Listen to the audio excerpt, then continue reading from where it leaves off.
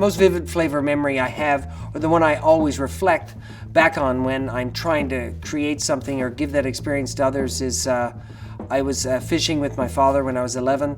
We were making dinner on at the camp. I was just on the shore. I remember I had my rod in the water, caught a small fish.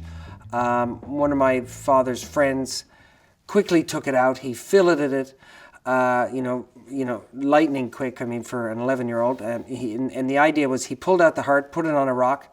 He seared the fish. The fish was cooked before the heart stopped beating, and we ate it. And I've never. It has to be the purest flavor I'll never forget that it's not even the moment. It's the flavor and I don't know if I'll ever experience it again.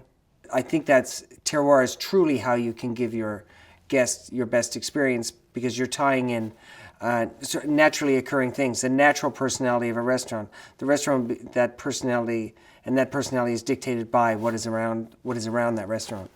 If I was to pick one thing, I think it's maybe it's sort of selfish. I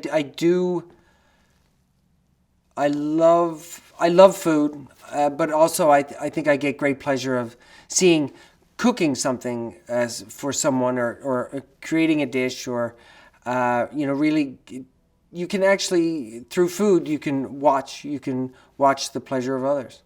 Flavor is at the epicenter of the experience. And that's what you're after. That's what you're after trying to give your customer, because that's what makes the difference. When you eat, you have that flavor. You've grabbed it, and you've been able to give them that sense of place experience. And flavor is at the root of that. That's a long story. Why it happened. What happened? I got a second DUI in about under 3 or 4 years. And that really didn't have anything to do with it. It was just a matter of, I was looking for a reason to escape or run away for my entire life. That's really why. And essentially, the mitigating factor would have been, my addiction to alcohol, or my dependence on it, or thinking, I had, that was what I needed to get through life. Period. Like I couldn't.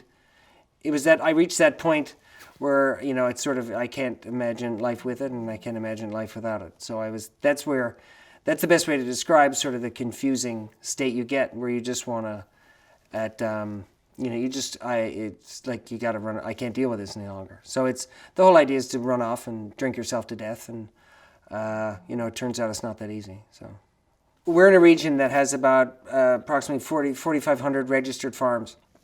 So even over on top of that, that doesn't include hobby farmers who are allowed to sell to restaurants, or they're allowed to sell anything but not retail. So they can. What we do is we've sort of opened our doors, or put the word out to anyone. If you want to sell, if you've got 4 grade chicken, I'll buy them. If you have 30 pounds of an heirloom carrot, or a certain type of potato, I'll buy it. So we've got people coming in 3, 4, 5, 6 times a day, with product that we review and test, and then we see if that's what we want, then we'll put it on the menu. And what we do is it's constantly rotating. We'll run into a night with 7 chicken. The 7 chicken will be replaced by 9 guinea hen. The 9 guinea hen will be replaced by 16 Cornish hen.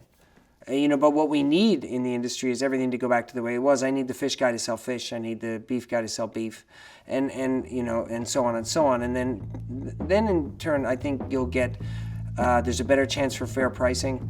There's a better chance for people getting what they deserve. And when that happens, when we somehow get rid of that, or dilute a lot of that cynicism that's in our industry right now, and I think it'll be so much better in Canada.